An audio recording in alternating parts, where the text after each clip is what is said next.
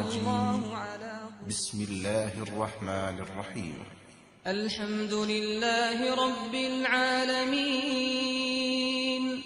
الرحمن الرحيم مالك يوم الدين إياك نعبد وإياك نستعين اهدنا الصراط المستقيم صراط الذين أنعمت عليهم غير المغضوب عليهم ولا الضالين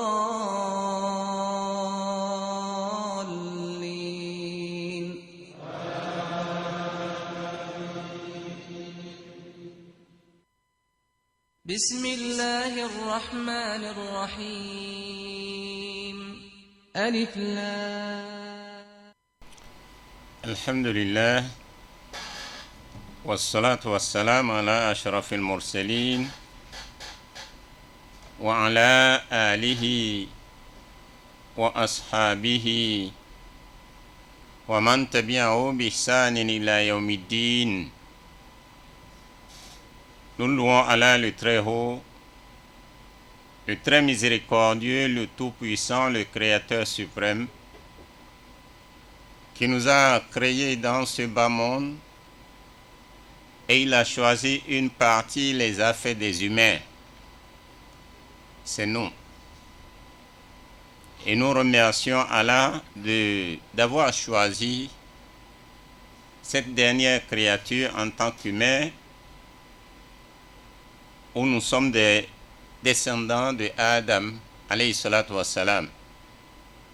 Et parmi ses descendants, il a encore choisi, il les a fait des croyants. Nous remercions Allah subhanahu wa ta'ala de nous avoir fait des croyants. Amen.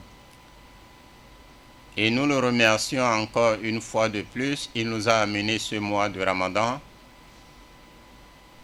dans lequel nous sommes. Nous le remercions infiniment. Et comme il est de devoir de lire le Saint-Coran, car c'est le mois du Coran. Non seulement nous le lisons, nous avons aussi pris l'initiative de l'expliquer en long et en large. Et nous demandons à Allah subhanahu wa ta'ala de nous donner des moyens pour le faire jusqu'à nos derniers souffles. Et tout ce que nous allons faire dans ce mois de Ramadan, telles que les œuvres de surcroît, les œuvres de rapprochement auprès d'Allah, les œuvres de proximité, les œuvres qui vont amener la grâce d'Allah subhanahu wa ta'ala et nous amener à rencontrer sa grâce. Nous demandons à Allah le Très-Haut, le Très Miséricordieux, de nous les accepter et de nous en récompenser. Donc nous étions arrivés dans notre tafsir, nous étions arrivés au verset 89 et nous allons commencer le verset 90. Mais avant de commencer le verset 90, nous allons répéter un peu le dernier verset d'hier.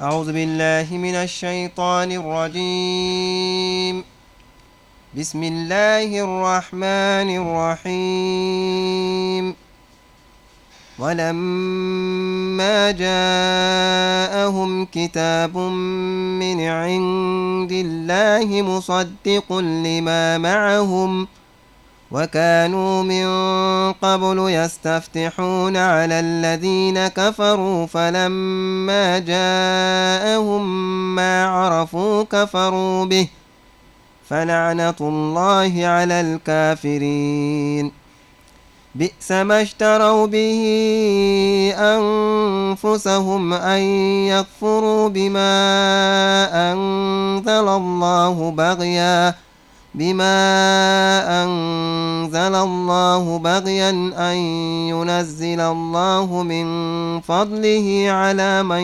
يشاء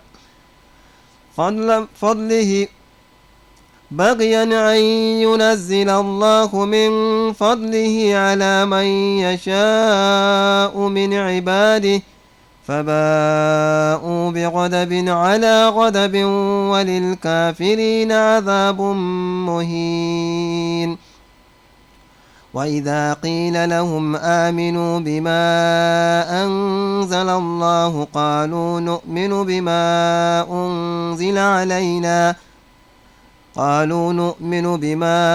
أنزل علينا ويكفرون بما وراءه وهو الحق مصدقا لما معهم قل فلم تقتلون أنبياء الله من قبل إن كنتم مؤمنين.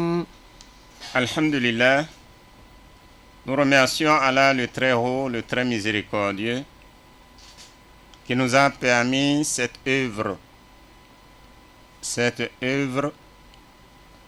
qui nous permet de psalmodier la parole divine et de prendre soin de l'expliquer. وَقَالُوا قُلُوبُنَا غُلُفٌ أو وَلَمَّا جَاءَهُمْ كِتَابٌ مِّنْ عِندِ اللَّهِ مصدق لما معهم وكانوا من قبل يستفتحون على الذين كفروا فلما جاءهم ما عرفوا كفروا به فلعنة الله على الكافرين. Lorsqu'ils reçurent un livre révélé par leur Seigneur qui confirme ce qu'ils avaient déjà reçu, il s'agit de quel livre? Il s'agit du Saint-Coran. Il s'agit du Saint-Coran. وَلَمَّا جَاءَهُمْ كِتَابٌ مِّنْ عِندِ اللَّهِ مُصَدِّقٌ. Lorsque ils ont reçu le Saint-Coran qui est venu de la part d'Allah, qu'il a été transmis par le prophète Mohammed sallallahu alayhi wa sallam, musaddiqun lima ma'ahum, le Saint-Coran est venu pour confirmer le livre qui était avec eux. Il s'agit des Bani Israël, les enfants d'Israël. Quel livre était avec eux? C'est la Torah. Allah a révélé la Torah au prophète Moïse alayhi salatu wassalam. Et le Coran est arrivé pour confirmer ce qui est dit dans la Torah. Car tous les livres qui ont été révélés de la part d'Allah sont au nombre de 104. Et parmi tous ces livres, il n'y a pas de contradiction. Donc les livres se suivent. Et les livres se confirment. Donc, c'est ce qui est dit ici, lorsque un livre leur est venu, min indillah, de la part d'Allah, musaddiqun, et ce livre est venu confirmer. Confirmer quoi? L'imamahum. Confirmer ce qu'ils ont dans leurs mains, c'était la Torah. Car il s'agit des Bani Israël, des Juifs. وَكَانُوا مِنْ قَبْلِ يَسْتَفْتِحُونَ عَلَى الَّذِينَ كَفَرُوا. Alors que ils étaient des gens qui se prévalaient auparavant de l'annoncer aux mécréants. Donc ils connaissent très bien la Torah. Ils traduisaient très bien la Torah aux mécréants. Alors, quand ils reçurent donc le Saint-Coran qu'ils connaissaient très bien, ils le renièrent, car le Saint-Coran la Torah les a déjà prévenus qu'un prophète va venir, et le dernier prophète va venir. Ils savent de quelle race il sera, ils savent là où il serait né, et ils savent là où il va aller pour transmettre le message.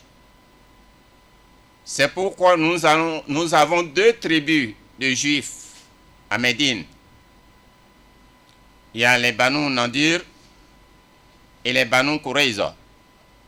Toutes ces 2 tribus étaient en Syrie. Mais quand ils ont vu dans la Torah que le dernier des prophètes serait né à Makka et il va s'émigrer de Makka à Médine et il va se stationner à Médine. Alors qu'est-ce qu'ils ont fait? Ils se sont émigrés, les 2 tribus, les Banu Nadir et les Banu Qurayza, ils sont partis de la Syrie pour aller attendre le futur prophète, qui sera le prophète Mohammed sallallahu alayhi wa sallam. Donc, ils ont commencé à habiter à Médine avant que le prophète Mohammed sallallahu alayhi wa sallam ne soit né, avant qu'il ne s'émigre dès qu'il sera né et qu'il aurait transmis une partie de son message à Makka et il sera chassé de Makka pour aller à Médine. Le prophète est parti les trouver là-bas. Donc, on nous dit que lorsqu'ils reçurent donc ce livre qu'ils connaissent bien, donc ils connaissent très bien le prophète Mohammed sallallahu alayhi wa sallam, ils connaissent que on va lui envoyer le Saint-Coran. Ils connaissent tout ça. Qu'est-ce qu'ils font? Ils le renièrent. Alors, maudits soient les mécréants. C'est Allah qui les maudit à ce niveau-là. Non. بئس ما اشتروا به أنفسهم أن يكفروا بما أنزل الله بغيا أن ينزل الله من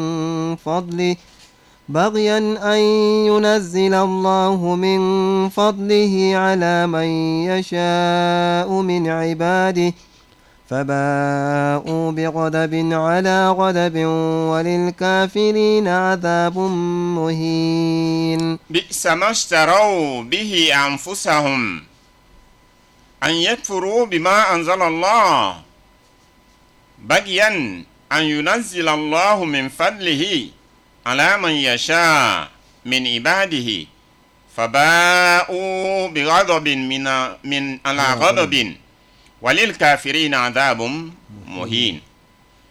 À quel vil prix n'ont-ils pas vendu leur âme?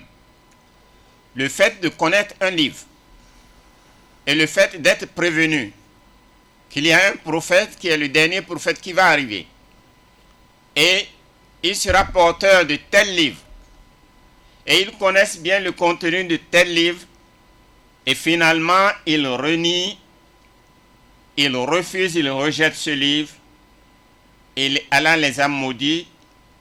Alors disons seulement qu'ils ont vendu leur âme.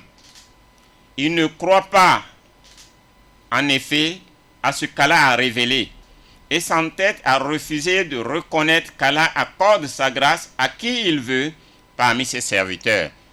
Parce que eux, ils veulent que Allah se conforme à leur volonté, à leur vouloir. C'est ce qu'ils veulent. Puisque le prophète Mohammed sallallahu alayhi wa sallam n'est pas sorti de leur race, de leur tribu. Et même tous les prophètes qui sont sortis de leur tribu, qu'est-ce qu'ils ont fait d'eux?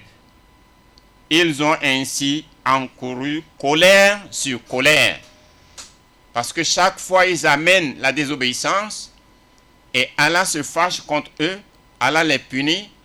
Et ces punitions-là ne les amènent pas à renoncer à leur désobéissance. Ils continuent toujours malgré qu'ils reçoivent la colère et les châtiments d'Allah.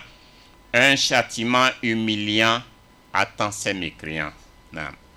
وإذا قيل لهم آمنوا بما أنزل الله قالوا نؤمن بما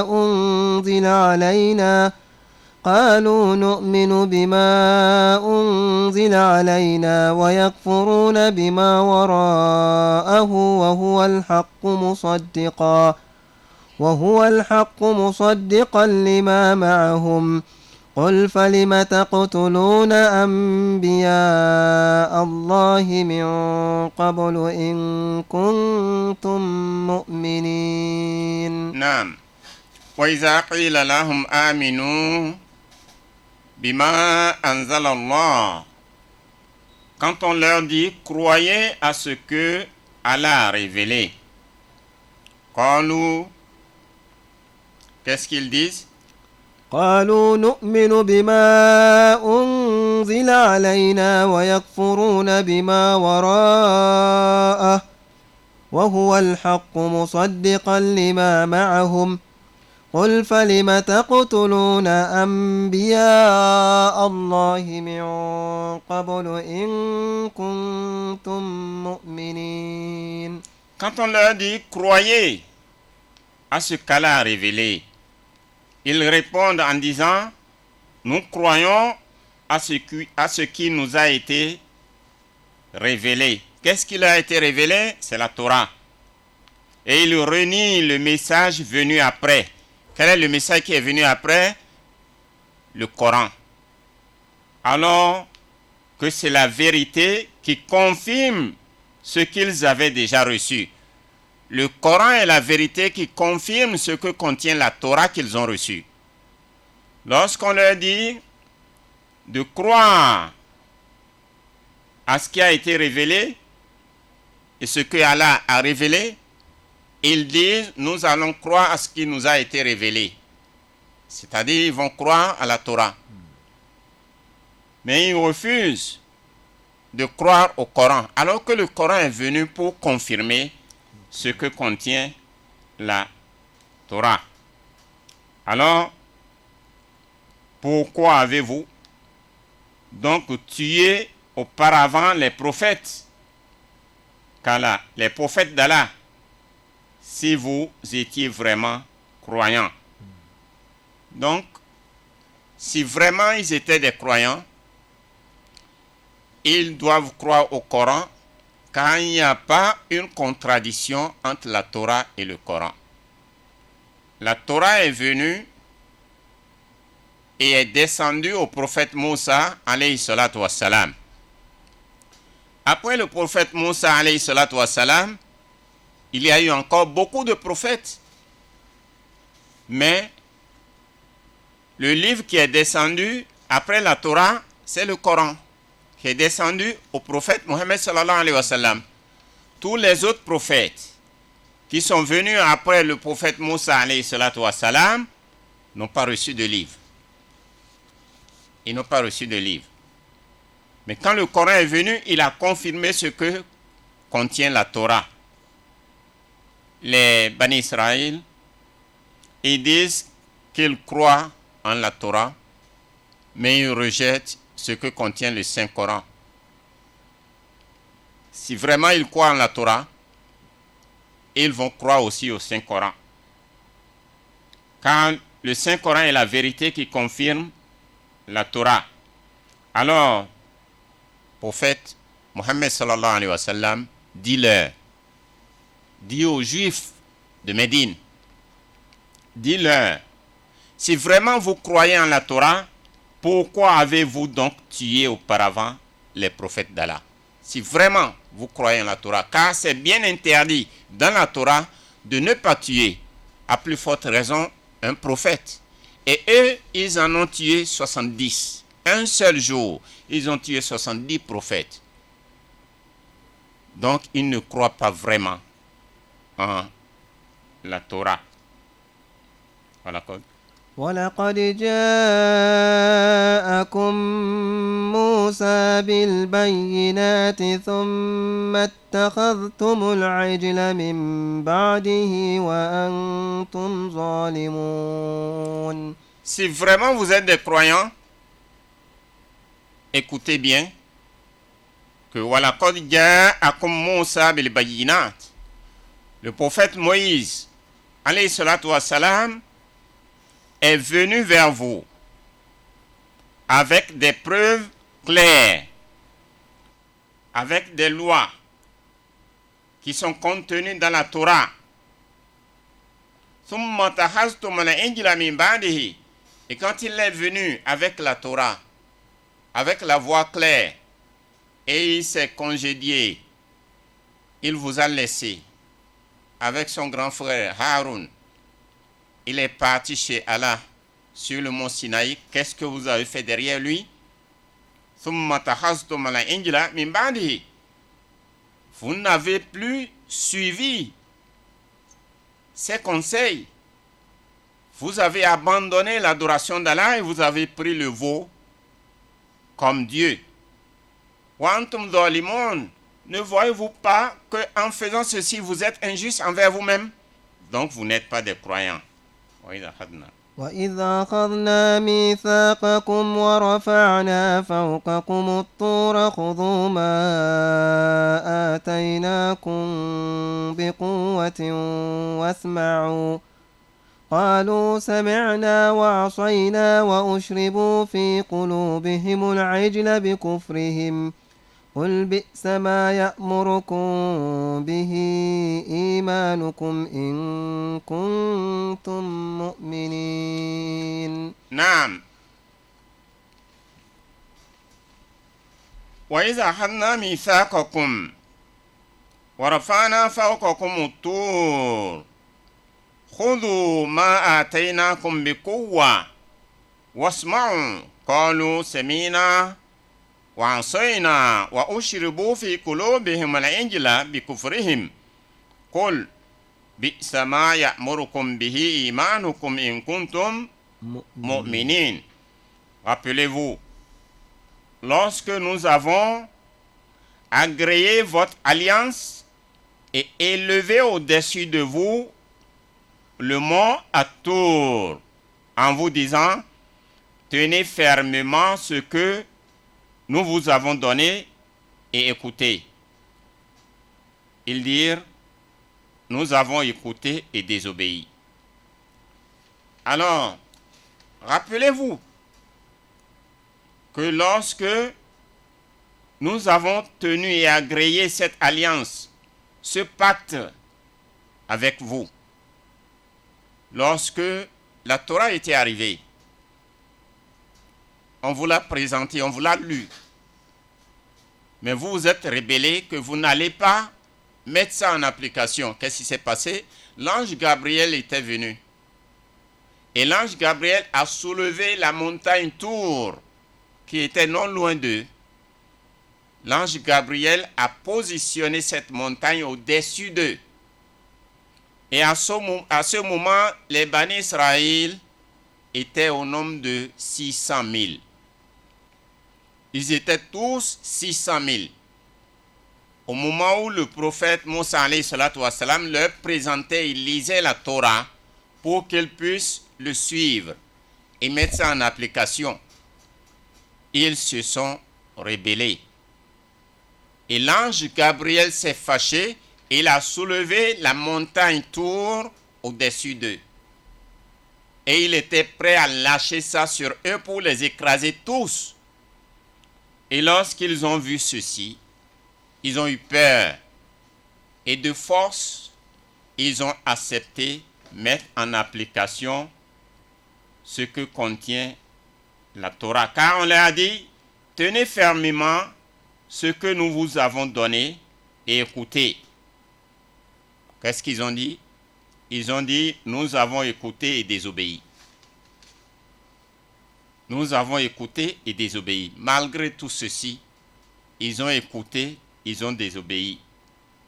Par impiété, leurs cœurs se sont fortement attachés à l'adoration du veau.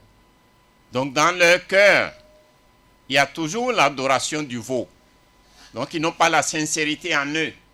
La foi sincère n'existe pas auprès des Bani Israël. Malgré les menaces, tout ce qu'ils disent est différent de ce que contient leur cœur. Dis-leur alors, dis-leur, toi, prophète Mohammed sallallahu alayhi wa sallam, quel mauvais ordre vous donne votre foi si vous êtes vraiment croyant. قل إن كانت لكم الدار الآخرة عند الله خالصة من دون الناس فتمنوا الموت إن كنتم صادقين. Alors, قل إن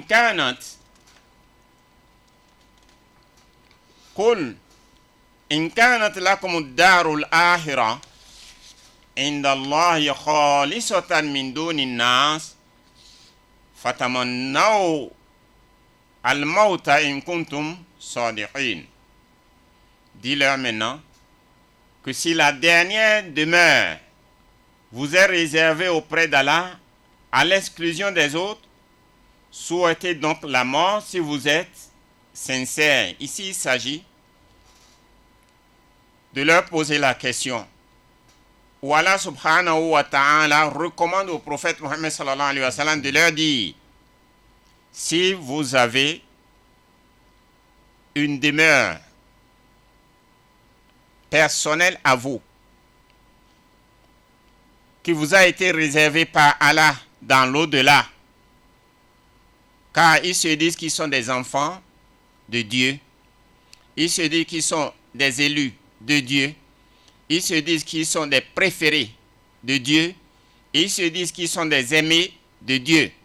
Dis-leur maintenant que si l'au-delà et son bien-être et son paradis vous a été réservé spécialement à vous sans les autres, et à vous seuls que le paradis vous a été réservé, sans qu'il ne soit réservé aux autres personnes des autres communautés, fatamannaul mauta, alors demandez que Allah vous fasse mourir pour que vous puissiez aller habiter dans ces paradis qui vous ont été réservés, puisque vous dites que vous êtes les aimés de Dieu, les élus de Dieu.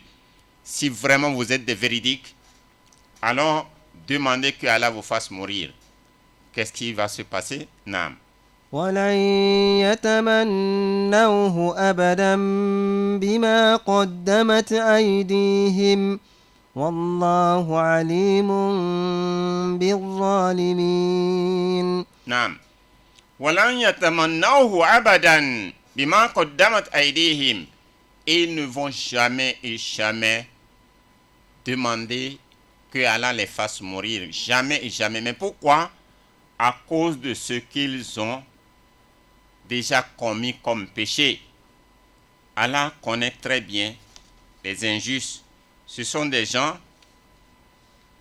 que Allah connaît très bien. Et eux-mêmes, ils se connaissent. Eux-mêmes se connaissent très bien.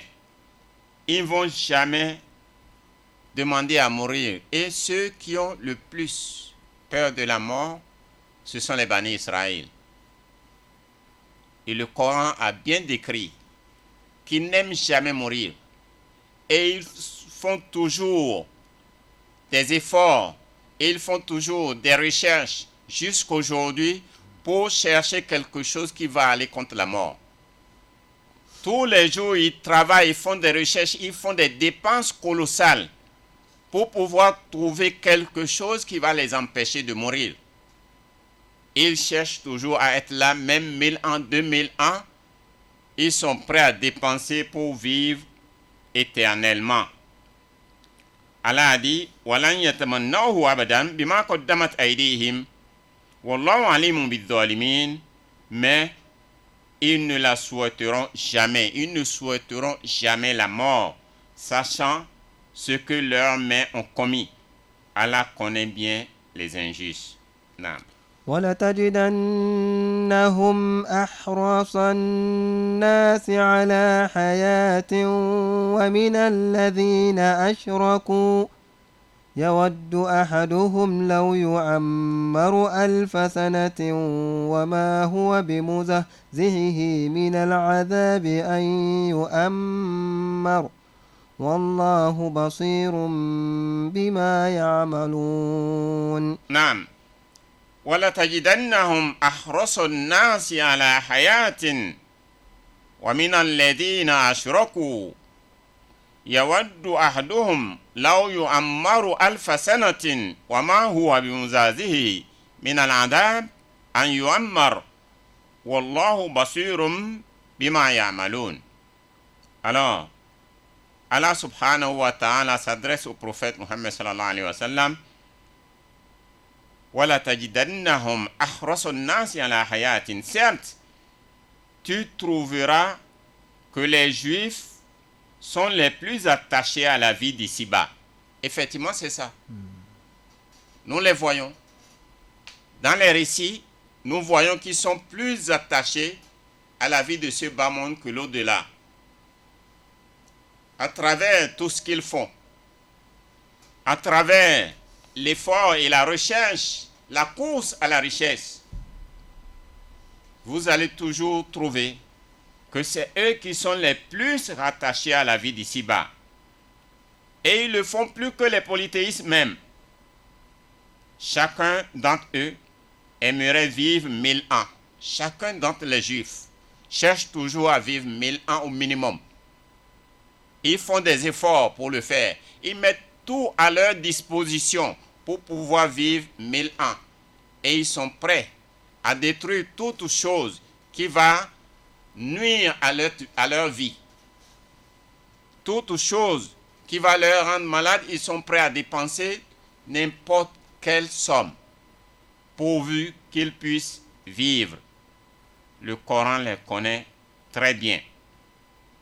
Chacun d'entre eux aimerait vivre 1000 ans, mais la longévité ne saurait les sauver du châtiment. Effectivement, même s'ils vivent 10 000 ans, le châtiment est toujours là tant qu'ils ne se repentissent, tant qu'ils ne croient et regrettent leur désobéissance, car la longévité ne peut jamais les sauver du châtiment. Allah voit bien tout ce qu'ils font. قل من كان عدوا لجبريل فإنه نزله على قلبك بإذن الله مصدقا لما بين يديه وهدى وبشرى للمؤمنين. نعم. قل من كان عدوا لجبريل فإنه نزله على قلبك بإذن الله. Dis-leur, quiconque est ennemi de l'ange Gabriel doit savoir que celui-ci, avec la permission d'Allah, a révélé à ton cœur ce Coran qui confirme les messages antérieurs et qui servira de guide et d'heureuses nouvelles aux croyants. Ce verset, il y a quelque chose qui s'est passé et qui a fait révéler ce verset. Quelle est l'histoire qui s'est passée? L'histoire est la suivante. Il y a un monsieur. Ce monsieur s'appelle Abdullah Bun Souriya. Abdullah Bun Souriya, c'est un juif. Il est aussi le chef de sa communauté, une partie de la communauté juive. Et c'est lui qui est leur chef. C'est lui qui les commande. Fa'ata an-nabiyya sallallahu alayhi wa sallam. Il est parti chez le prophète Mohammed sallallahu alayhi wa sallam pour le défier. Il est parti un jour. Wa sa'alahu as'ilatan. Pour lui poser 5 questions. Qala lahu. Pour la première question, il a dit: As'aluka as'ilatan. Iza ajabtani anha u'minu bika. Il lui dit: je veux te poser des questions. Si tu réponds à toutes les questions, je vais croire en ton message. Ça s'est passé à Médine. Ce monsieur qui s'appelle Abdullah Bun Souriya, qui est le chef des Juifs, il est parti: je veux te poser certaines questions. Si tu réponds à toutes les questions, je vais croire en ton message. Mais au fond de son cœur, il ne veut pas croire. Il veut tout juste embêter le prophète Mohammed sallallahu alayhi wa sallam. Et à cause de ça, ce verset est descendu. Le verset de Qul man kana. قل من كان عدوا لجبريل فإنه نزله على قلبك بإذن الله مصدقا لما بين يديه وهدى وبشرى للمؤمنين. Ce verset où Allah subhanahu wa ta'ala dit au prophète Mohammed sallallahu alayhi wa sallam, Qul, dis-leur, celui qui est ennemi de Jibril, sache que Allah a fait descendre Jibril pour transmettre le Saint-Coran dans le cœur du prophète Mohammed sallallahu alayhi wa sallam. Et ce Coran, c'est pour confirmer la Torah qu'ils ont dans leurs mains. Ce Coran, c'est la guidance. Ce Coran, c'est la bonne nouvelle pour les croyants. Ce qui a fait descendre ce verset, c'est à cause de ce monsieur, Abdullah Bun Souriya, quand il est parti défier le prophète Mohammed sallallahu alayhi wa sallam, pour lui dire, je vais te poser des questions. Si tu réponds à toutes les questions, je vais croire. La première question est la suivante. Kaifa naumuka? Kaifa naumuka? Toi, Mohammed, comment tu dors? C'est la première question qu'il lui a posée. Qala Rasulullah sallallahu alayhi wa sallam, tanamu aynaya wa la yanamu qalbi. La réponse que le prophète lui a donnée est que mes yeux dorment, mais mon cœur ne dort pas. C'est ça la réponse à la première question. Qala sadaqta. Hakaza qara'na fi Tawrat. Le monsieur, le juif là, il a dit, c'est vrai ce que tu as dit. C'est comme ça que nous avons lu dans la Torah. Car quand quelqu'un dort, c'est les yeux qui dorment, mais le cœur ne dort pas. Le cœur ne dort jamais. Il pose la deuxième question. Lima yakunul walad taratan yashbahu aba'ahu wa amamahu laysa fihi adna shibhun bi ummahatihi wa ahwalihi. Il dit, mais pourquoi l'enfant, le bébé, quelquefois, quand on met au monde l'enfant, tantôt il ressemble à ses pères, ou bien à ses oncles paternels, ou bien à ses tantes paternelles, et on ne voit aucune ressemblance sur cet enfant, aucune ressemblance à sa mère et à ses tantes et à ses oncles maternels. Ça arrive que tantôt quand on met au monde, tu verras que l'enfant ressemble uniquement à son père ou bien à ses oncles paternels et il n'a aucune ressemblance à sa mère ou bien à ses oncles maternels. C'est ça la deuxième question qu'il a posée au prophète Mohammed sallallahu alayhi wa sallam. Le prophète lui répond. Qala lahu ar-rasul sallallahu alayhi wa sallam, ayyuhuma ala ma'uhu yakunu shibhun lahu. Ayyuhuma ala ma'uhu yakunu shibhun lahu. Le prophète lui répond en disant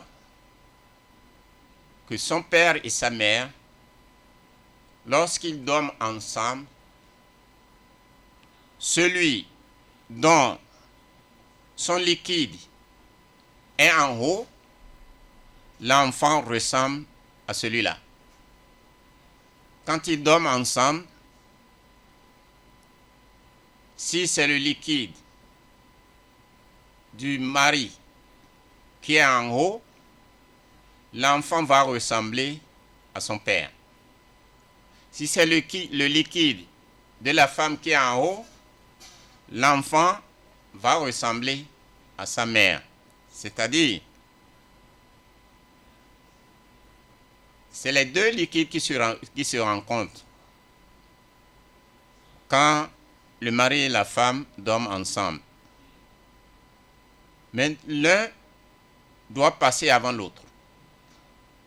Mais celui qui passe le premier est en bas et le liquide qui passe le deuxième est en haut. Mais l'enfant ressemble à celui dont son liquide est passé en haut.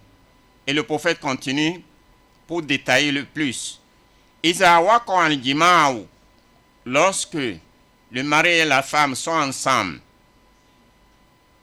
et ils ont joui, Allazi anzala awalan yukhlaqu bima'ihi batinul walad wallazi ala ma'uhu yukhlaqu bima'ihi zahirul walad.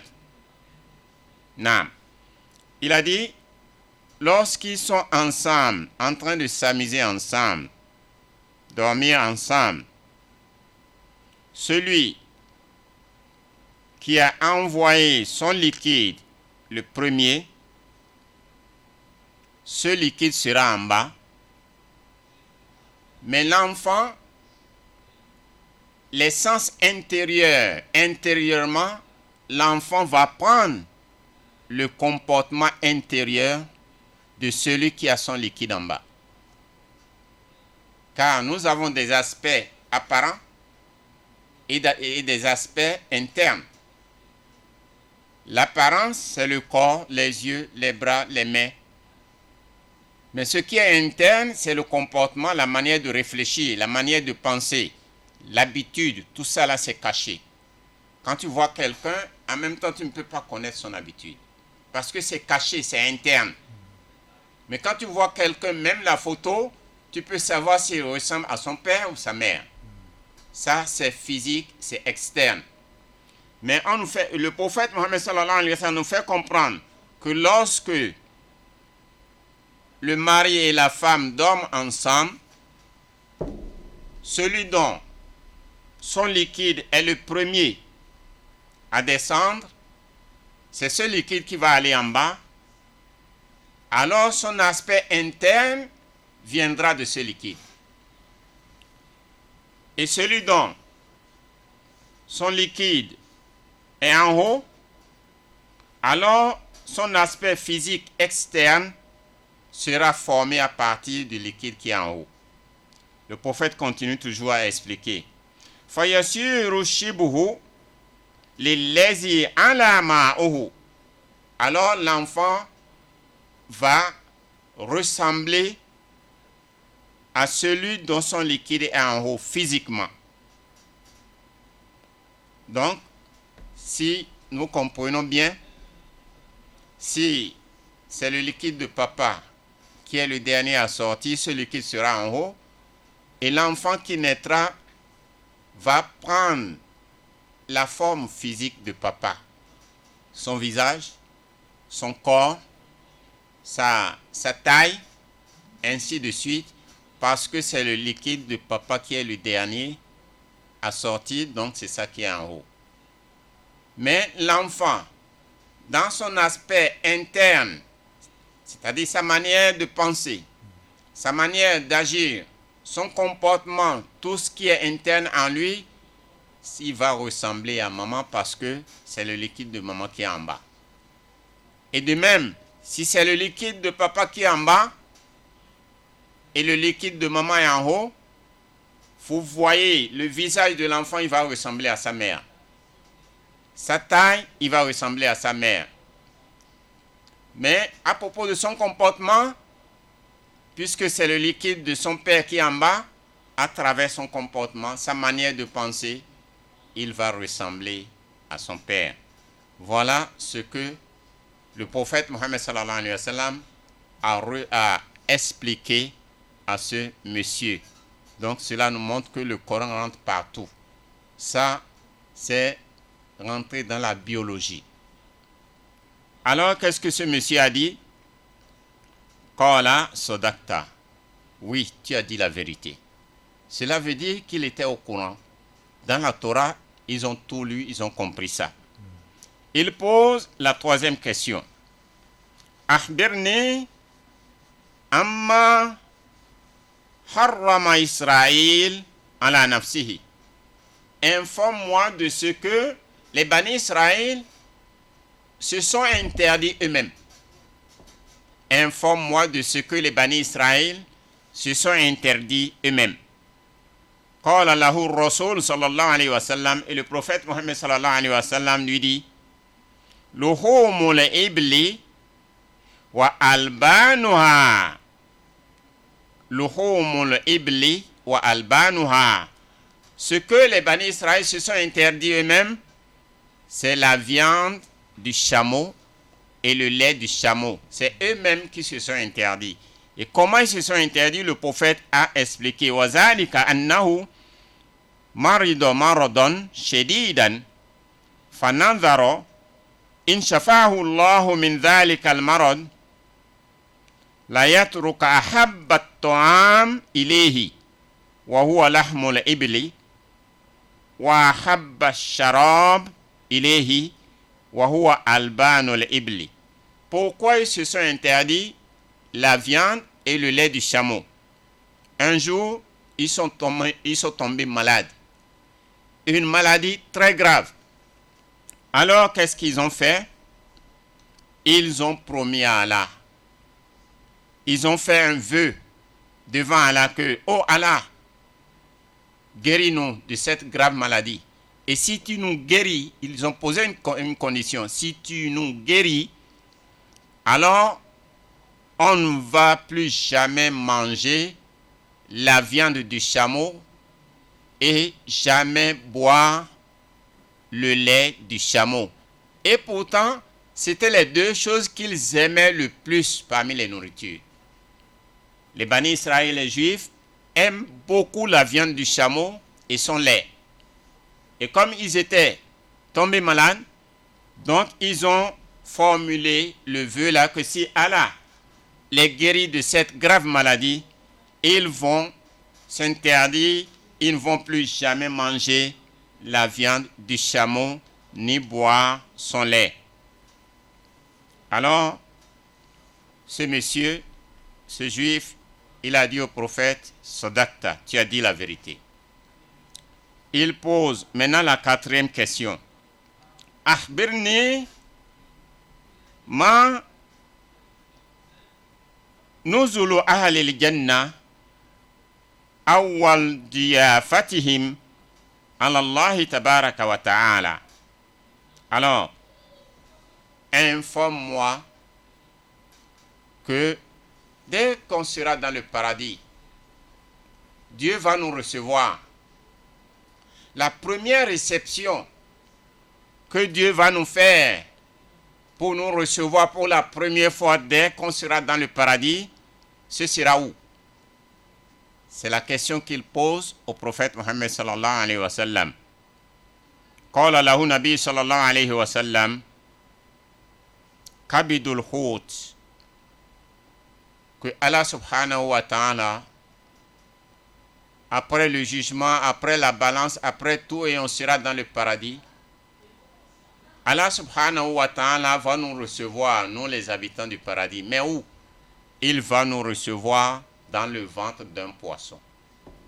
Le prophète lui a répondu ainsi. Qala Sadaqta. Et ce monsieur a encore dit: oui, tu as dit la vérité. Cela montre qu'ils connaissent.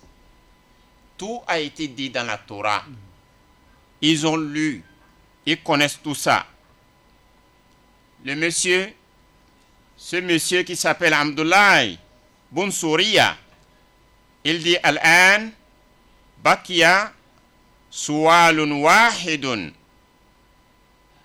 Il reste maintenant une dernière question, qui est la cinquième. Il dit: Akhbirni amman yatika bil wahyi min al malaika. Abdullah Bun Souriya dit: informe-moi maintenant qui parmi les anges vient toujours te transmettre ce message-là. Il a posé cette question au prophète Mohammed sallallahu alayhi wa sallam. Qala lahu ar-rasul dhalika Jibril. Et le prophète Mohammed sallallahu alayhi wa sallam lui a répondu en disant que celui qui vient me transmettre le message de mon Seigneur, c'est l'ange Gabriel. Et ce monsieur, qu'est-ce qu'il a dit? Il a dit, Aho, afsad al-kalam. Jibril, haza anduwun lana. Law kana Mikail, allazi yati birrizq, la amanna bika. Walakin Jibril, allazi yati bishadaid wal hilak. Wa khirabu diyar. Haza la. Qu'est-ce qu'il a dit? Il a dit, maintenant tu es passé à côté. Quand le prophète Mohammed sallallahu alayhi wa sallam lui a dit que c'est l'ange Gabriel qui vient me transmettre les messages d'Allah, ce monsieur, Abdullah Bun Souriya, il a dit, afsad al-kalam. Tu as échoué maintenant. Tu as parlé mal. L'ange Gabriel, ça, c'est notre ennemi. L'ange Gabriel, notre ennemi. Si tu avais dit que c'est Michael, si tu avais dit que c'est Michael qui vient te transmettre les messages de Dieu, car Michael, lui, il vient avec la richesse. Si tu avais dit que c'est Michael, je vais croire et nous allons tous croire à ton message. Mais tu as dit Jibril. Jibril qui vient avec la dureté là. Jibril qui vient avec des complications là. Jibril qui vient avec la destruction des maisons là. Ah, si c'est lui qui te transmet le message, nous on ne croit pas. On ne va pas croire à ton message. Alors Omar qui était assis, les compagnons étaient autour du prophète Mohammed sallallahu alayhi wa sallam en train d'écouter et de suivre de près ce qui se passait. Omar a levé la main et a posé la question au prophète Mohammed sallallahu alayhi wa sallam que quel est le lien de Jibril avec Allah le Très-Haut? Et le prophète lui a dit que Jibril est au côté droit d'Allah subhanahu wa ta'ala. Il est le bras droit d'Allah. Qala lahu Jibril ala yaminihi tabaraka wa ta'ala wa Mikail ala yasarihi. Que Jibril est au côté droit d'Allah et Mikail est au côté gauche d'Allah subhanahu wa ta'ala. Qala Omar. Et Omar a dit maintenant, Wahaza min muwafaqati Omar. Omar était content, il était d'accord. In kana al-amru hakaza wa kuntum aduwan li Jibril la budda an takunu aduwan li Mikail aidan. Walillahi tabaraka wa ta'ala. Alors, Omar dit que si c'est comme ça, que Jibril est au côté droit d'Allah et Mikail est au côté gauche d'Allah, alors, si vous êtes ennemi de Jibril, automatiquement vous êtes aussi ennemi de Mikail. Et en même temps, vous êtes ennemi d'Allah. C'est Omar qui a pris la parole et qui s'est adressé à ce monsieur. Alors, le monsieur a répondu en disant, La nahnu ahibba'u Mikail wa a'da'u Jibril. Il a dit non. Nous, personnellement, nous sommes les amis de Mikail parce qu'il amène la richesse. Mais nous sommes des ennemis de Jibril. Il a confirmé ça. Qala ta'ala, c'est ça qui a fait que Allah a dit, قل من كان عدوا لجبريل فإنه نزله على قلبك بإذن الله مصدقا لما بين يديه وهدى وبشرى للمؤمنين. Naam. Comme ce monsieur a dit que eux, ils sont amis de Mikaël parce qu'il amène la richesse, et ils sont ennemis de Jibril, dis-leur, cool, dis-leur, quiconque est ennemi de l'ange Gabriel doit savoir que celui-ci, avec la permission d'Allah, a révélé à ton cœur ce Coran. Et ce Coran qui confirme les messages antérieurs, il s'agit de la Torah. Le Coran est venu confirmer ce qui est dans la Torah. Et ce Coran servira de guide et d'heureuses nouvelles aux croyants. Dis-leur ça. من كان عدوا لله وملائكته ورسله وجبريل وميكال فإن الله عدو للكافرين. نعم. من كان عدوا لله وملائكته ورسله وجبريل وميكال فإن الله عدو للكافرين.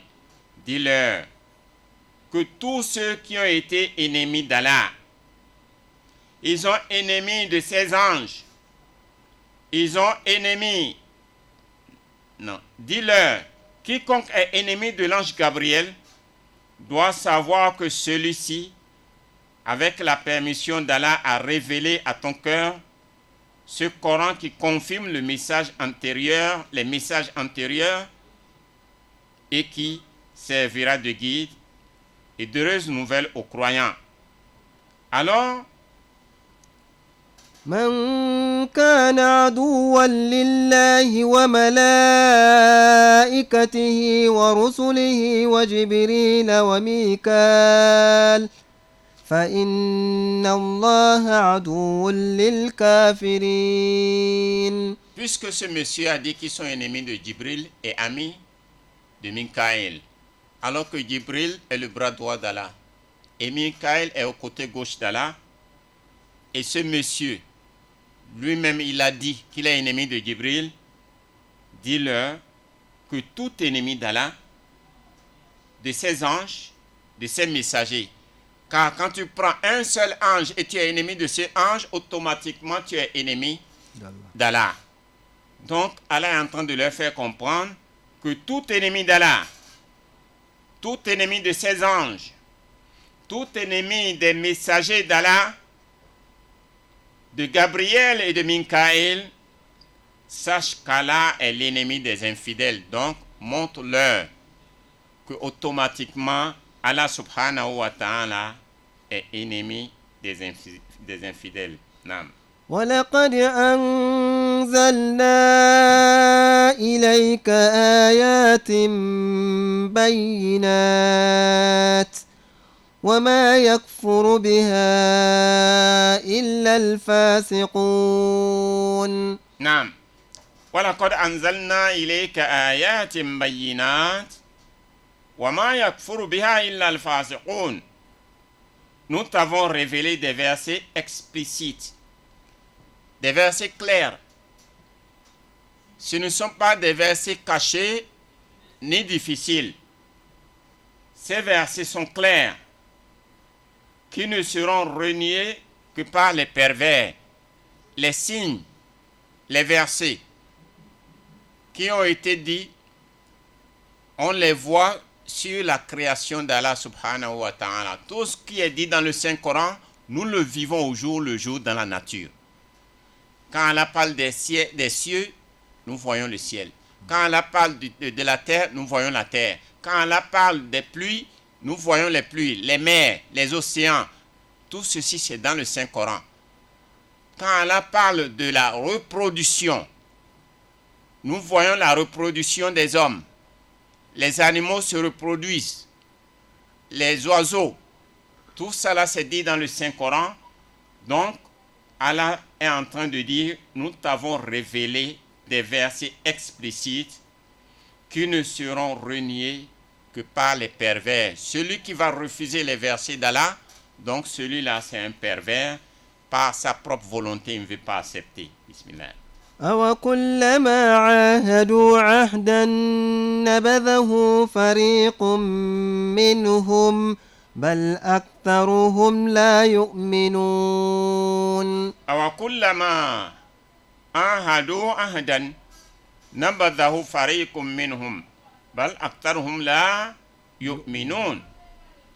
Faut-il qu'à chaque fois qu'ils concluent un pacte, une partie d'entre eux le dénonce, c'est que la plupart d'entre eux ne croient pas. Effectivement, la plupart des Bani Israël ne croient pas.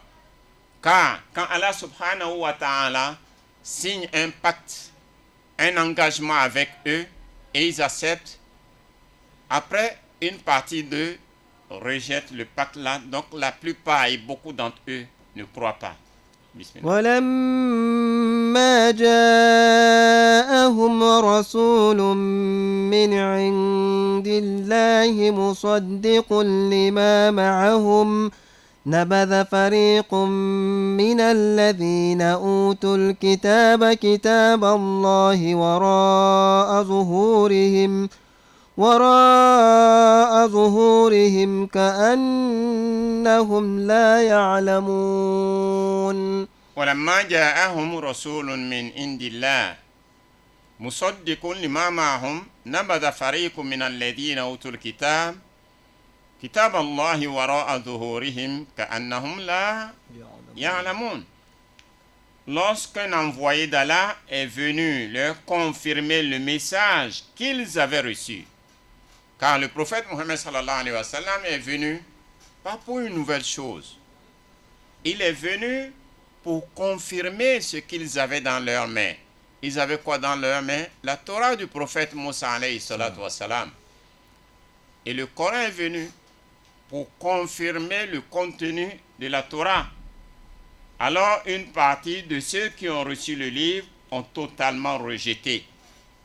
Ils connaissent ce qui est dans la Torah et ils savent très bien que le Coran est venu pour confirmer ce que contient la Torah, mais ils rejettent le Saint-Coran. Pourquoi ils rejettent le Saint-Coran?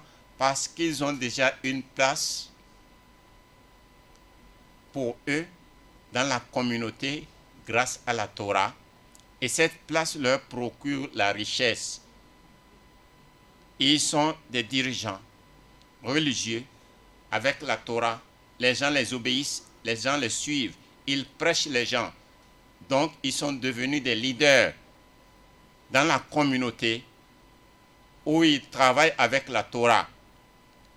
Ils savent que s'ils acceptent maintenant le Coran que le prophète Mohammed sallallahu alayhi wa sallam a amené, leurs partisans, leurs fidèles vont se détourner d'eux.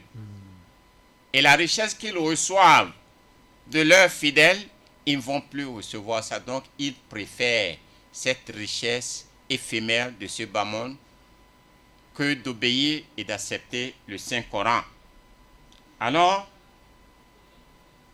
le livre qu'ils ont avec eux, ils le connaissent très bien et ils rejettent totalement la révélation divine qui est le Saint-Coran qu'il a confié, que Allah a confié au prophète Mohammed sallallahu alayhi wa sallam, comme s'ils n'en avaient jamais été informés. Ils le font par hypocrisie, parce qu'ils ont peur de perdre le bien, l'honneur, la grandeur, les postes qu'ils occupent et la richesse qu'ils en tirent. Non.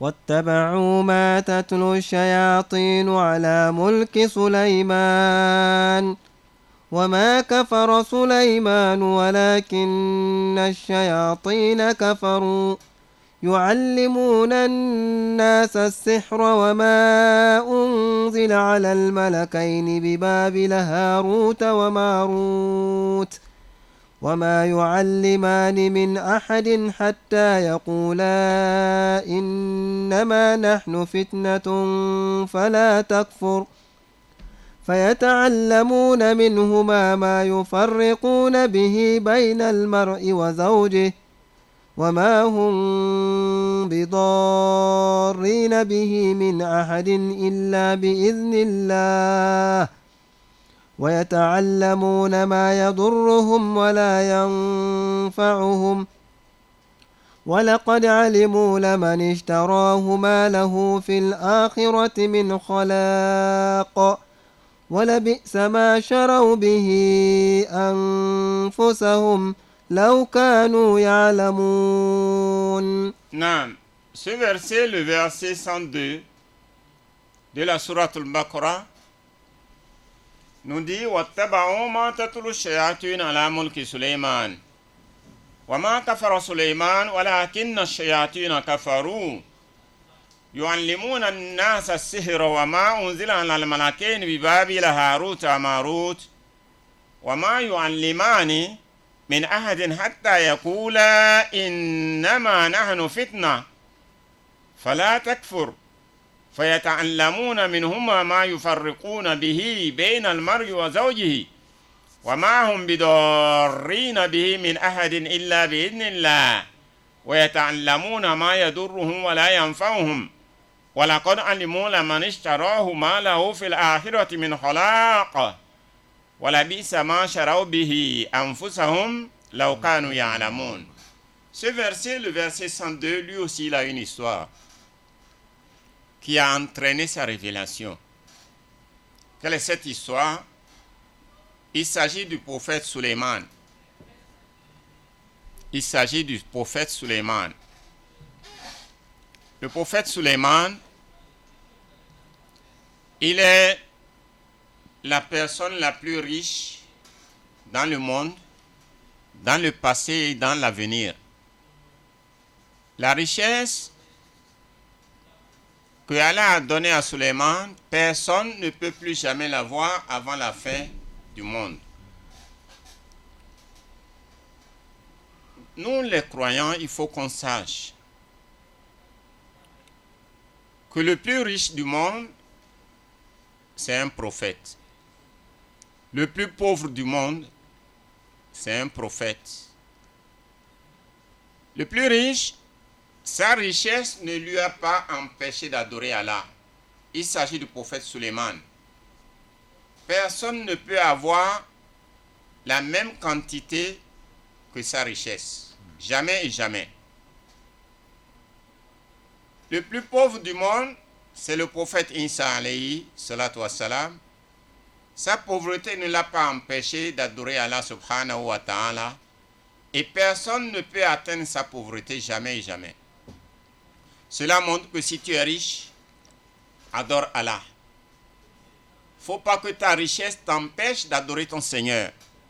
De même si tu es pauvre, faut pas que ta pauvreté t'empêche d'adorer Allah subhanahu wa ta'ala. Quand il s'agit de la maladie, le plus malade qui a connu la maladie la plus longue du monde, c'est un prophète aussi. C'est un prophète. Et sa maladie ne l'a pas empêché d'adorer Allah subhanahu wa ta'ala. Donc, quelle qu'en soit ta maladie, il faut adorer Allah subhanahu wa ta'ala. Et la prison, il y a quelqu'un qui a connu une prison. Et cette prison ne peut plus jamais se produire avant la fin du monde. Le prophète Jonas, Yunus, il a connu la prison, il a été emprisonné dans le ventre du poisson. Et dans le ventre du poisson, il continue toujours à adorer Allah subhanahu wa ta'ala. Donc, quelle qu'en soit ton épreuve, où tu vas te retrouver dans la prison, il faut continuer à adorer ton Seigneur. Car le grand perdant, c'est celui qui n'a pas adoré Allah, quelle qu'en soit ses situations. si tu es pauvre, si tu as adoré Allah subhanahu wa ta'ala, dans l'au-delà, tu ne vas pas regretter. Tu seras le plus riche. Si tu es riche et tu as adoré Allah subhanahu wa ta'ala, tu seras encore plus riche dans l'au-delà et tu ne vas jamais regretter. Donc, ça c'est un passage que nous disons. Mais ce verset, le verset 102, qu'est-ce qui a fait sa révélation? Qu'est-ce qui a entraîné sa révélation? Il s'agit du prophète Suleiman. Quand le prophète Mohammed sallallahu alayhi wa sallam a prononcé le nom de Suleiman devant les Juifs ont commencé à se moquer du prophète Mohammed sallallahu alayhi wa sallam en disant que mais tu comptes Salomon parmi les prophètes, Salomon qui faisait la magie.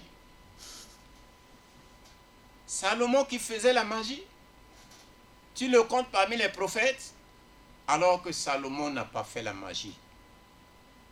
C'est ce verset qui est descendu pour innocenter Salomon, que le prophète Suleiman n'a pas fait la magie. Qu'est-ce qui s'est passé? Les djinns, les génies, ils montent sur eux-mêmes pour constituer une corde pour aller écouter et voler les écoutes lorsque Allah subhanahu wa ta'ala est en train de donner des ordres aux anges. Celui qui est en bas monte sur l'épaule de celui qui est en dessous de lui. Ainsi de suite. Celui qui est en haut a ses pieds sur l'épaule de celui qui est en bas de lui, jusqu'à ce qu'ils atteignent le ciel. Et celui qui est en haut, totalement en haut, prête ses oreilles pour voler la parole d'Allah qu'il est en train de transmettre aux anges. Car quand Allah recommande des ordres aux anges, les anges tapent leurs ailes en guise de soumission et d'obéissance à Allah subhanahu wa ta'ala. Et quand ils font cela, ça fait du bruit. Et les djinns se montent les uns sur les autres pour aller voler les paroles que Allah subhanahu wa ta'ala est en train de transmettre aux anges.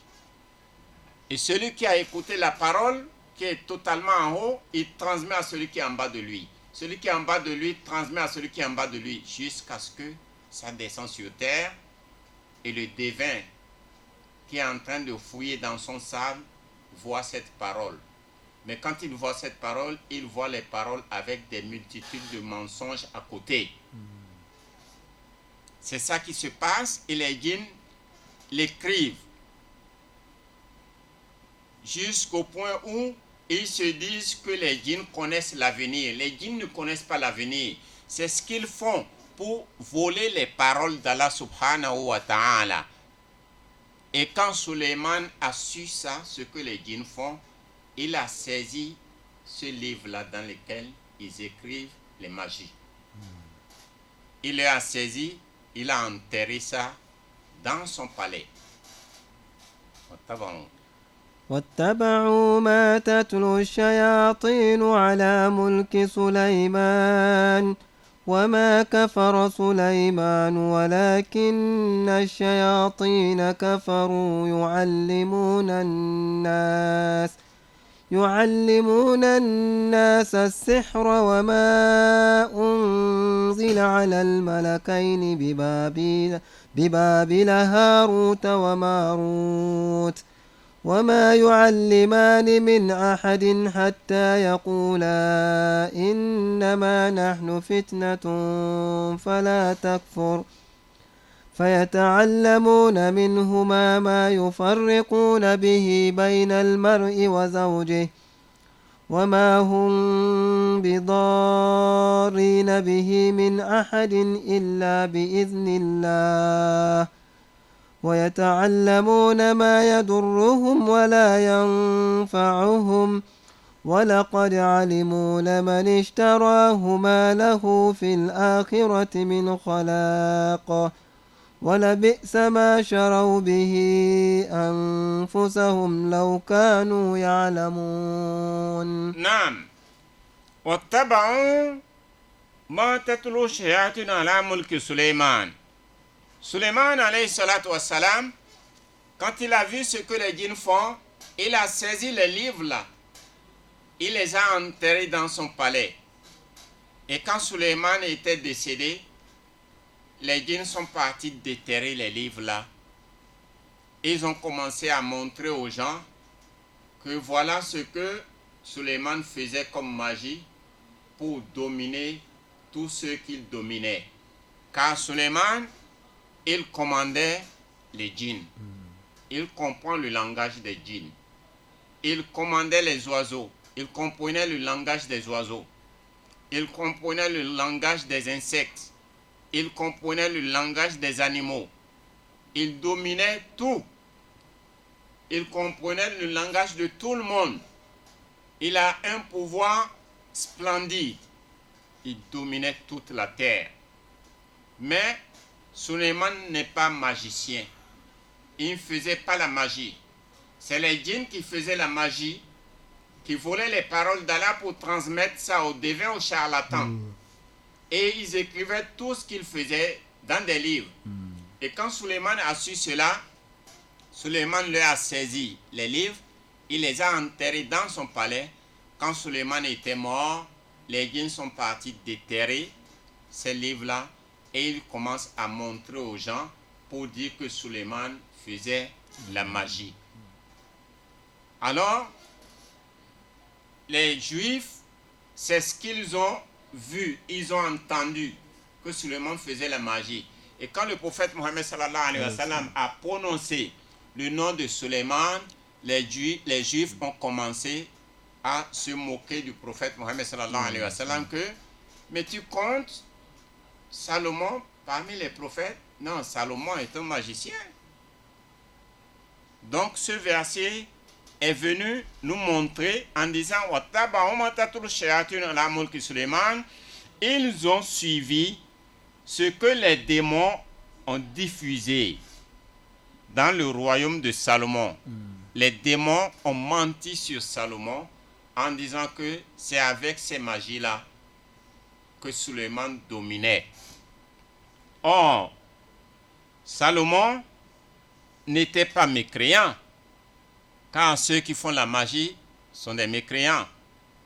Ce sont les démons qui n'avaient pas de foi. C'est les démons qui faisaient la magie et qui volaient les paroles d'Allah et ils écrivaient ça dans les livres que Salomon a saisis et enterrés dans son palais. Ils enseignaient la magie aux gens. C'est les démons qui le faisaient. Et plus de ce qui a été révélé aux deux anges, Harut et Marut, à Babel. Babel, c'est une région de l'Irak. Donc, il y a deux anges qui étaient là-bas. Les deux anges s'appellent Harut et Marut. Ces deux anges, on sait très bien que les anges ne désobéissent jamais à Allah subhanahu wa ta'ala. Les anges ont été créés de la lumière. Ils ne désobéissent jamais. Ils ont un seul pouvoir, c'est l'intelligence. Et ils n'ont pas la volonté de choisir ou de rejeter. Il n'y a pas ça pour eux. C'est à nous que Allah a donné la volonté de choisir et de rejeter. C'est nous qui avons la faculté de colère, la faculté de passion et la faculté d'intelligence. Mais les anges, Allah leur a donné uniquement la faculté de l'intelligence, le pouvoir de l'intelligence. Donc les anges ne désobéissent pas. Donc, Harut et Marut, les gens ont appris quelque chose d'eux. Mais ces deux anges n'apprenaient rien à personne sans lui dire « Nous ne sommes qu'une tentation. Ne sois donc pas mécréant. » Les apprentis sorciers apprenaient auprès d'eux ce qui leur permettait de séparer l'homme de sa femme. Les apprentis sorciers apprenaient de ces deux anges. Comment séparer le mari de sa femme? Il s'agit des sorciers. Mais ces deux anges leur disent auparavant que ne fais pas du mal avec ça. Nous sommes des croyants. Si tu es croyant avec nous, donc ne fais pas du mal à ça. Et si on se pose la question, mais pourquoi ces anges-là enseignent alors quand ils savent que c'est du mal? La réponse est que si on te dit que quelque chose est mauvais, il faut qu'on te montre comment c'est mauvais. Quand c'est dit dans le Saint-Coran, la consommation du vin est interdite aux croyants. Il faut qu'on leur montre comment c'est interdit. Il faut qu'ils voient celui qui consomme le vin. Qu'est-ce qui lui arrive? Les conséquences du vin.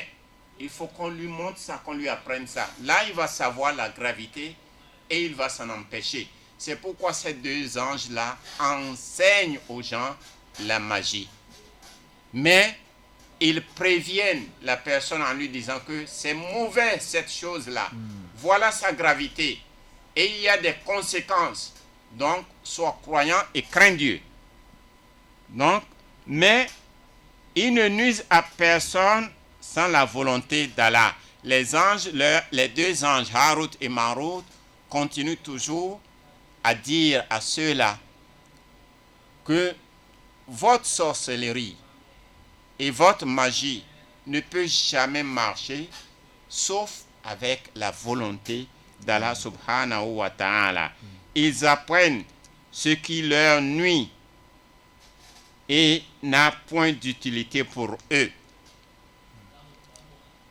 Ils apprennent ce qui leur nuit et n'a point jamais d'utilité pour eux. واتبعوا ما تتلو الشياطين واتبعوا ما تتلو الشياطين على ملك سليمان وما كفر سليمان ولكن الشياطين كفروا يعلمون الناس السحر وما أنزل على الملكين ببابل هاروت وماروت وما يعلمان من أحد حتى يقولا إنما نحن فتنة فلا تكفر فيتعلمون منهما ما يفرقون به بين المرء وزوجه وما هم بضارين به من أحد إلا بإذن الله ويتعلمون ما يضرهم ولا ينفعهم ولقد علموا لمن اشتراه ما له في الآخرة من خلاق ولبئس ما شروا به أنفسهم لو كانوا يعلمون. نعم وما هم بضارين به من أحد إلا بإذن الله. Mais ils ne nuisent à personne sans la volonté d'Allah, quelle qu'en soit la sorcellerie, quelle qu'en soit la magie que les gens vont faire contre toi, ça ne réussira qu'avec la volonté d'Allah subhanahu wa ta'ala. Illa bi'iznillah. Wa yata'allamuna ma yadurruhum wa la yanfa'uhum. Et ceux-là qui apprennent la sorcellerie et la magie, ceux-là, ils apprennent ce qui leur nuit et n'a point d'utilité pour eux. Car celui qui est sorcier, il y a des conséquences de la sorcellerie. Il gaspille la vie de l'autre. Mais il y a quelque chose qu'on appelle le retour à l'envoyeur. Quand tu gaspilles la vie de l'autre, attends-toi au retour. Car tout se paye. Tout se paye. C'est pourquoi on nous dit ici, ils apprennent ce qui leur nuit et n'a point d'utilité pour eux. Ceux qui envoient le mauvais sort aux gens, ces mauvais sorts-là seront transportés par les djinns. Donc, c'est les djinns qui travaillent pour toi, pour aller jeter le mauvais sort à l'autre. Mais sache que le djinn ne fait jamais du cadeau aux gens. Il a été à ton service. Tu l'as envoyé pour aller jeter le mauvais sort à quelqu'un. il viendra te rendre compte. Car il va demander aussi son dû, sa récompense. C'est pourquoi vous allez voir tous les sorciers, comment ils vivent et comment ils terminent. Tous ceux qui font la magie, comment ils vivent, comment prend fin leur vie. C'est pourquoi Allah nous dit ici, وَمَا هُمْ بِضَارِّينَ مِنْ أَحَدٍ إِلَّا بِإِذْنِ اللَّهِ وَيَتَعَلَّمُونَ مَا يَضُرُّهُمْ وَلَا يَنفَعُهُمْ. Ils apprennent ce qui leur nuit et n'a point d'utilité pour eux. Tu as jeté le mauvais sort sur l'autre, ça ne va rien te donner comme bonheur. Au contraire, ce que tu as envoyé là, il y a un retour qui viendra vers toi. Sachant que celui qui l'acquiert dans cette vie n'aura point de salut dans l'au-delà. Tu as fait du mal à l'autre, l'au-delà, ça va se faire savoir. Car tu vas rendre compte du mal que tu as fait à un enfant de l'autre. Car il y a toujours un retour. Il y a toujours un retour. Et le retour, tu vas d'abord l'avoir ici et dans l'au-delà. بسم الله الرحمن الرحيم الحمد لله رب العالمين الرحمن الرحيم مالك يوم الدين إياك نعبد وإياك نستعين اهدنا الصراط المستقيم واتبعوا ما تتلو الشياطين على ملك سليمان وما كفر سليمان ولكن الشياطين كفروا يعلمون الناس السحر وما أنزل على الملكين ببابل هاروت وماروت وما يعلمان من أحد حتى يقولا إنما نحن فتنة فلا تكفر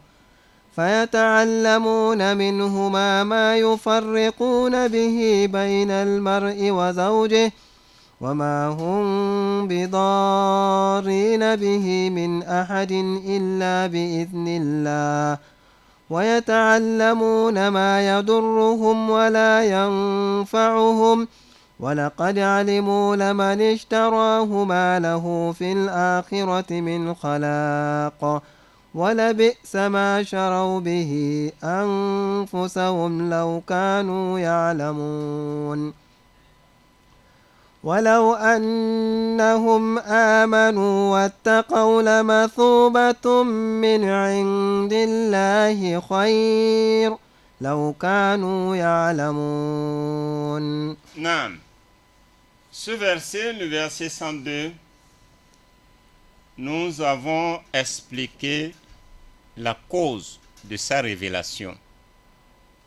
La cause de sa révélation, nous venons de la dire. Et ce que nous allons ajouter est que la magie n'est pas bonne. La sorcellerie n'est pas bonne. Lorsque le prophète Mohammed, paix et bénédiction d'Allah sur lui, a prononcé le nom du prophète Salomon, les Juifs se sont moqués de lui en disant que mais tu comptes Salomon parmi les prophètes?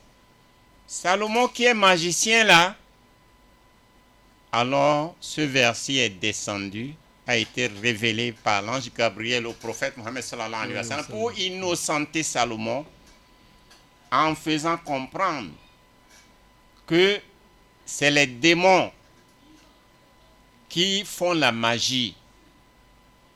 Et ces démons se montent, ils gravitent pour aller voler les paroles que Allah est en train de transmettre aux anges. Et ils le transmettent à celui qui est en bas jusqu'à ce que le charlatan trouve ça là où il est en train de fouiller. Et à travers cela, ils ont fait des livres et des livres jusqu'au point où les gens croient que les démons et les djinns connaissent l'avenir. Alors les génies ne connaissent pas l'avenir. Ils ne connaissent pas l'avenir. Et ça s'est passé à l'époque de Salomon lorsqu'il régnait. Et c'est arrivé à ses oreilles que les génies connaissent l'avenir. Alors il s'est enquis de la situation, il leur a arraché leurs livres dans lesquels ils écrivent les magies et tout. Il les a enterrés dans son palais.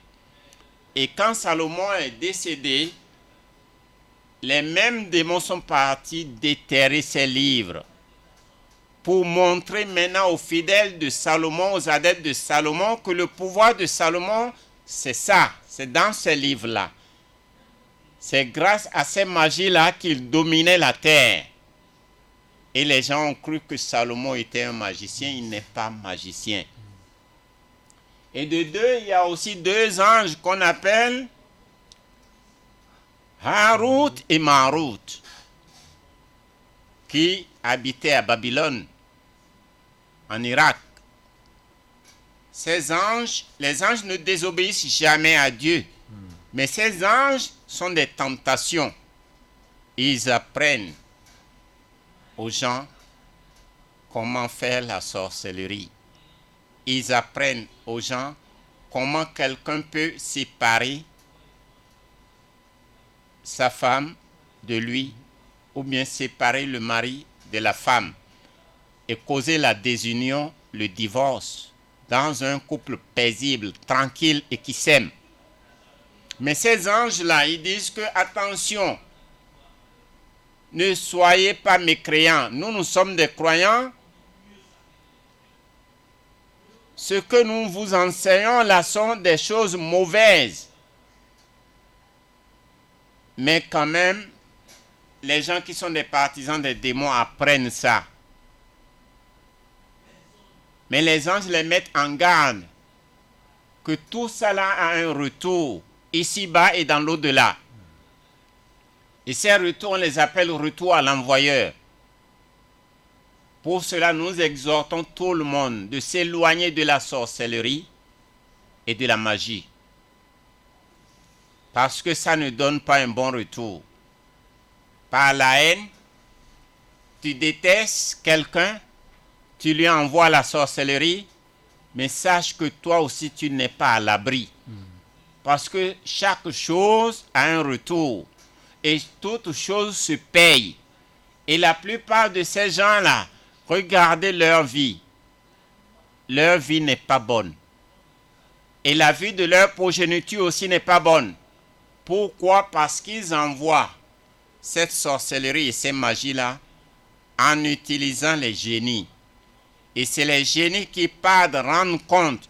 Et le génie ne fait jamais rien cadeau.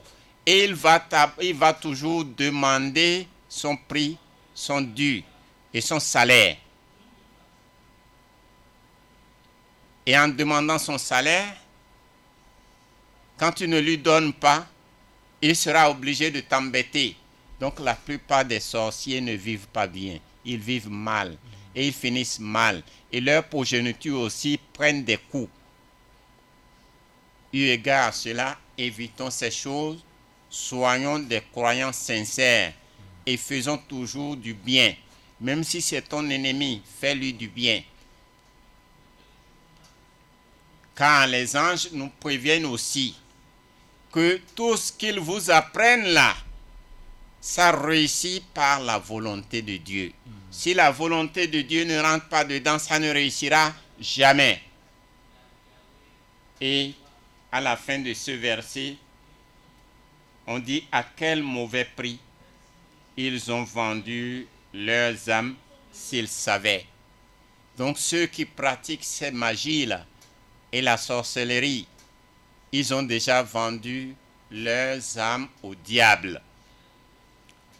Et ensuite, le verset qui le suit. ولو أنهم آمنوا واتقوا لمثوبة من عند الله خير لو كانوا يعلمون.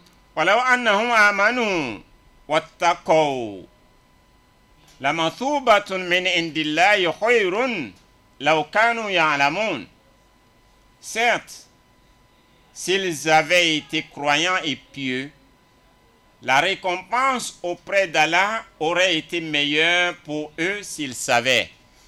Si ces Juifs-là avaient été croyants, ils avaient été pieux, la récompense auprès d'Allah aurait été meilleure, car la récompense, ça commence ici-bas.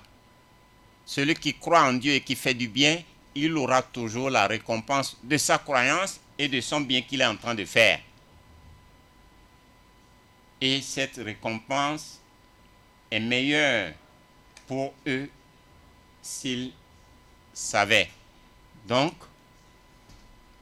profitons de ce verset qui est un verset très très important,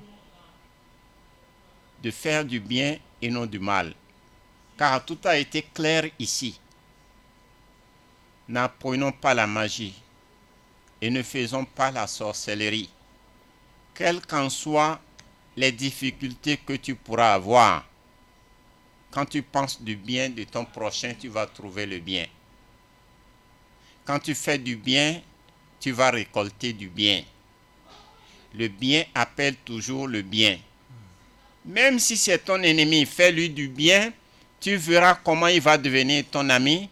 S'il ne devient pas ton ami, il va abandonner le mal qu'il est en train de te souhaiter. Parce que Allah est amour. Dieu est amour. Il nous a aimés et il veut du bien de nous. Il ne veut pas de mal de nous. Toutefois que tu penses du bien, le bien te parvient toi aussi. Mais si tu penses du mal, c'est comme quelqu'un qui doite son prochain avec un doigt. Le reste des doigts, ça revient vers toi. Il n'y a rien qui est au hasard. Tout se transforme et tout se paye ici-bas. Donc à cette occasion, nous invitons nous tous à changer notre comportement en bien. Il n'y a pas de parfait homme sur terre, mais faisons tout pour être parfait. Dieu a créé les hommes et c'est lui-même qui a créé le démon.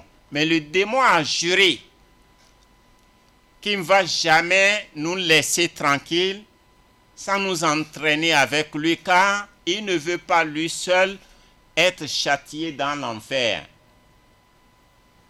Il veut nous conduire vers l'enfer, nous entraîner dans l'enfer comme lui, il a été maudit. Ne lui donnons pas l'occasion. Et pour ne pas lui donner l'occasion, alors faisons tout pour suivre les révélations, pour suivre les prophètes. Les prophètes ne se sont pas contredits. Ils ont amené la bonne nouvelle pour ceux qui vont obéir. Dès qu'ils vont obéir, ils vont entrer dans le paradis. Et sachons que nous avons 4 ennemis. Nous avons 4 ennemis. Notre premier ennemi, et c'est lui l'ennemi le plus dangereux, c'est le Satan. Et il nous lutte un combat interne. Pour cela, nous aussi, nous devons lui délivrer et déclarer une bataille interne. On ne peut pas aller face à face avec le démon, jamais. Et il faut chercher le secours de Dieu, le secours du Seigneur pour vaincre le démon. C'est lui le premier ennemi. Le deuxième ennemi, c'est notre ego, le moi personnel. C'est un ennemi. Il veut que tu le suives. Et vous allez voir des gens qui disent je suis, moi. C'est ça qu'on appelle le moi personnel. Ça amène l'orgueil. Tu oublies qu'il y a un temps où tu n'étais pas là, tu n'étais pas né, tu n'étais pas créé.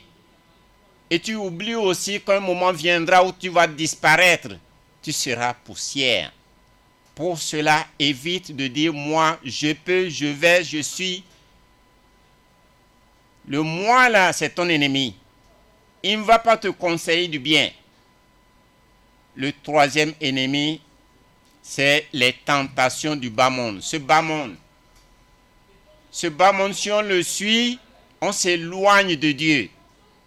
Les tentations du bas monde nous amènent dans l'égarement, dans des pertes. C'est un ennemi aussi. C'est lui le troisième ennemi. Et le quatrième ennemi, c'est les désirs du bas niveau. Les désirs du bas niveau. Et pour éviter ces quatre ennemis, qu'est-ce qu'il faut faire? Pour éviter la tentation de ce bas monde, il faut toujours éviter le matu vu. Toujours se présenter en public. Tout ce que tu veux qu'on parle de toi partout, qu'on te voie un peu partout, que le monde te regarde, que le monde t'acclame. Il faut l'éviter et tu seras protégé contre cet ennemi qui constitue les tentations du bas monde. Pour éviter ton ego, que ton ego ne t'entraîne pas dans l'abîme, alors évite de remplir toujours ton ventre. Il faut faire le jeûne, le carême. Ça va te rabaisser devant tout le monde. Même si la personne est inférieure en toi, rabaisse-toi. Honore-le. Respecte-le. Alors tu vas dominer ton ego. Quand tu respectes tout le monde, même quelqu'un qui n'a pas ton niveau, respecte-le, honore-le, tu vas dominer ton ego. Et l'orgueil va s'éloigner de toi. Le Satan, c'est notre ennemi. Mais comment le vaincre? On le vainc par le silence. Pour vaincre le Satan, il te faut beaucoup de silence. Entre la parole et le silence, choisis le silence. Car si tu es toujours silencieux, si tu aimes le silence, tu ne risques rien. Et par là, tu peux vaincre le démon, les tentations du démon. C'est par là que tu peux livrer la bataille avec le démon. Sois toujours calme, silencieux, tu parles moins. Là, tu vas vaincre le Satan. Et le quatrième ennemi, les désirs du bas niveau. Pour vaincre les désirs du bas niveau, réveille-toi au milieu de la nuit profonde. Adresse-toi à ton Seigneur. Parle à ton Seigneur. Pleure pour ton Seigneur dans tes prières. Alors tu ne seras pas emporté par les désirs du bas niveau. Voilà ce que tu pourras faire pour vaincre tes quatre ennemis, car nous avons quatre ennemis. Et nous demandons à Allah subhanahu wa ta'ala de nous donner la force pour les vaincre. Et qu'Allah nous fasse réussir tout ce que nous entreprenons si c'est de bonnes choses. Qu'Allah subhanahu wa ta'ala nous augmente notre foi.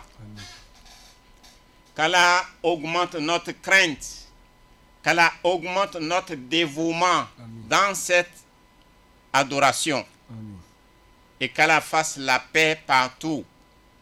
La paix au Gabon. La paix en Afrique. La paix dans le monde entier.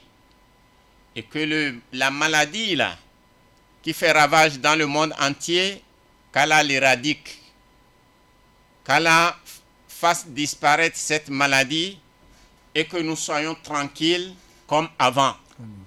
Cette maladie a causé beaucoup de dégâts dans l'économie mondiale. Qu'Allah change tout cela en bon. Et nous demandons à Allah subhanahu wa ta'ala de faire miséricorde à tous nos parents qui sont partis, qu'Allah les pardonne.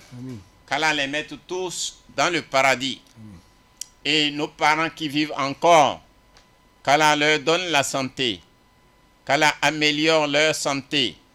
Sans oublier notre chef, le raïs de la communauté, son Excellence le Président de la République, qu'Allah améliore sa santé, qu'Allah l'assiste dans sa lourde tâche, ainsi que tous ses collaborateurs, ainsi que toutes les autorités, suivant leur ordre hiérarchique, ainsi que notre président du Conseil supérieur des affaires islamiques du Gabon, qu'Allah lui donne longue vie, qu'Allah améliore aussi sa santé, qu'Allah le bénisse et qu'Allah bénisse sa famille et tout son bien, et qu'Allah l'assiste aussi dans sa lourde tâche, ainsi que tous les membres du Conseil supérieur des affaires islamiques du Gabon,